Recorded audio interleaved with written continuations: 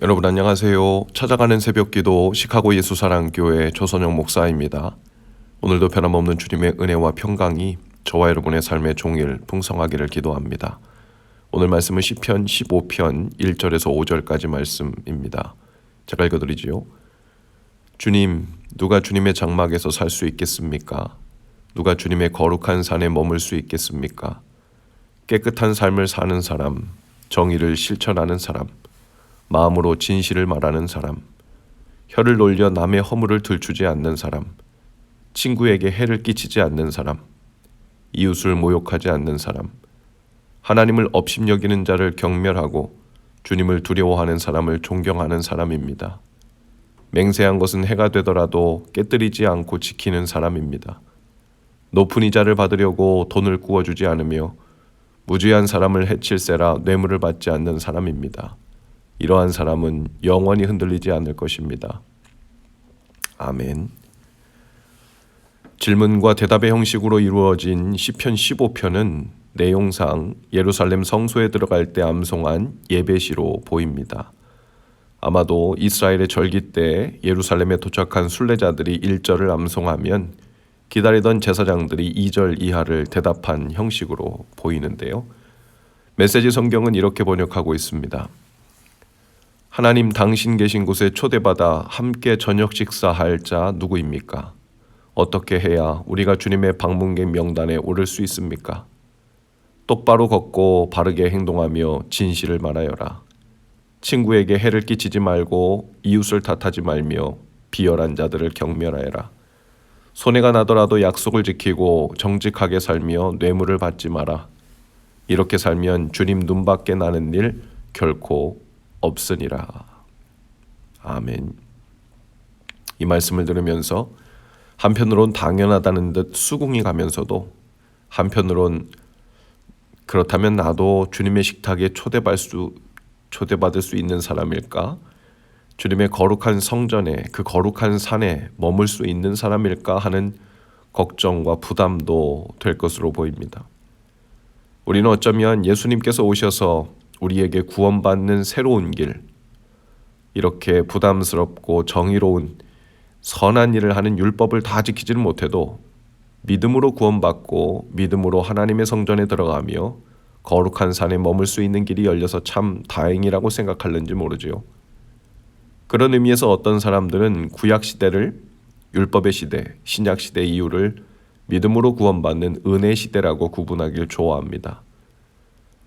사실 부분적으로는 그렇게 나눌 수도 있지만 엄밀한 의미에서는 틀린 구분법입니다. 왜냐하면 하나님께서는 구약에서도 신약에서도 여전히 똑같은 은혜를 베푸셨기 때문이죠. 또한 하나님께서 주신 율법 또한 믿음과는 상관없는 딱딱한 규칙으로 구약에 주신 것이 아니라 하나님을 믿고 경외하며 사는 것에 대한 반응으로 지키라고 주신 것이었습니다. 그것이 본뜻 본의였지요.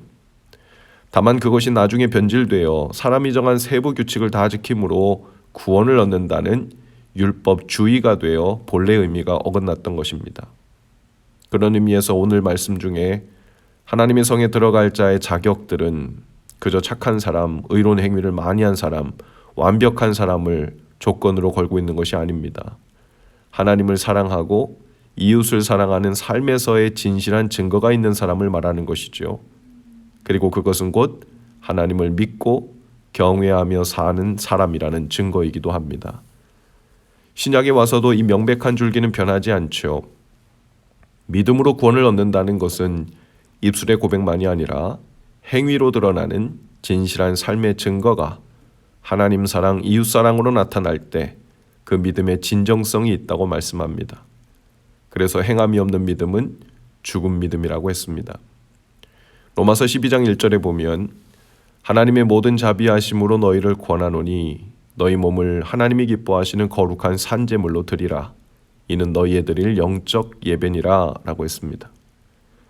로마서가 크게 1장부터 11장까지 구분되고 12장 1절부터 그 다음 챕터가 구분되는데요. 11장까지는 죄인이었던 우리가 믿음으로 구원받아 새 생명을 얻게 된 것을 조리 있게 설명한 내용입니다. 그리고 나서 12장으로 넘어가는데요. 그 12장으로 넘어가는 첫 절에 믿음으로 구원받은 그리스도인이 그 삶에서 그 믿음이 어떻게 발현되고 나타나야 하는지에 대해 설명하는 것인데, 그 첫 구절에서 이렇게 말한 겁니다. 너희 몸을 거룩한 산제물로 드리라. 그것이 몸으로 드리는, 삶으로 드리는 영적인 참 예배, 즉 믿음으로 산다는 사람의 삶의 증거라는 말이죠. 마귀는 사람들을 속여서 선한 율법을 율법주의로 둔갑시켜 사람들을 걸려 넘어지게도 만들었지만 그뿐만이 아닙니다. 믿음과 행위를 철저하게 분리시켜서 행함이 없는 믿음도 가능하다는 잘못된 신념을 심어주었지요.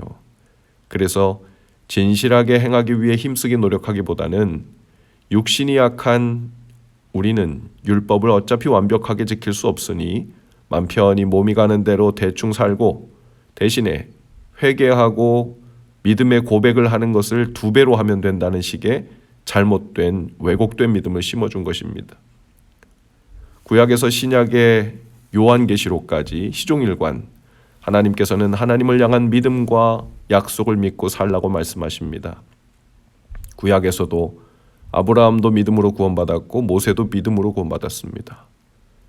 히브리서 11장에 보면 믿음장이라 그러는데, 거기에서도 구약의 모든 인물들도 믿음으로 구원받았다고 말합니다. 율법이 아니었어요. 신약의 사도들도 믿음으로 구원받았습니다. 모두 동일합니다. 그리고 모두 동일하게 그 믿음에 준하는 진실된 삶이 뒤따랐죠. 믿음의 열매가 나타난 겁니다.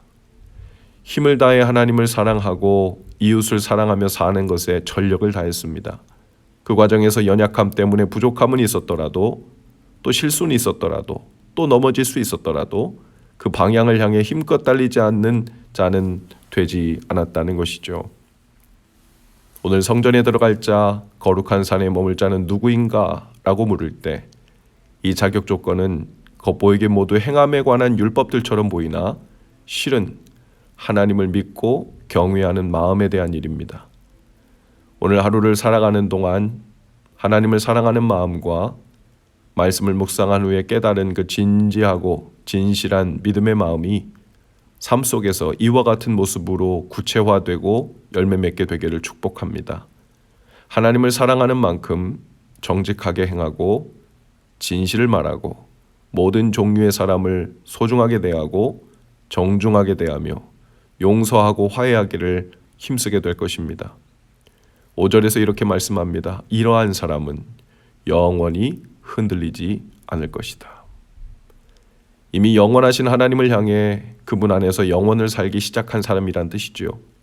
이미 흔들리지 않는 구원 안에서 살고 있는 증거가 삶 속에서 보이고 있다는 뜻입니다. 오늘도 믿음이 삶이 되고 진실한 믿음, 진실한 삶을 통해 영원 속으로 들어가 사시는 날 되실 수 있기를 주님의 이름으로 축복합니다. 기도합시다. 주님, 오늘도 저희에게 참 믿음을 주옵소서. 진실한 삶으로 이어지는 거짓 없는 믿음을 주시고 그 믿음으로 살아계신 주님을 경외하고 사랑하는 삶을 보이게 하옵소서. 그렇게 믿음과 삶이 열매를 주고받으며 점점 풍성한 삶, 영원한 삶을 누리게 하옵소서. 예수님 이름으로 기도합니다. 아멘. 여러분, 오늘도 예수 사랑으로 화이팅입니다. 복된 주일 되시고 저는 다음 주 화요일 다시 찾아뵙겠습니다.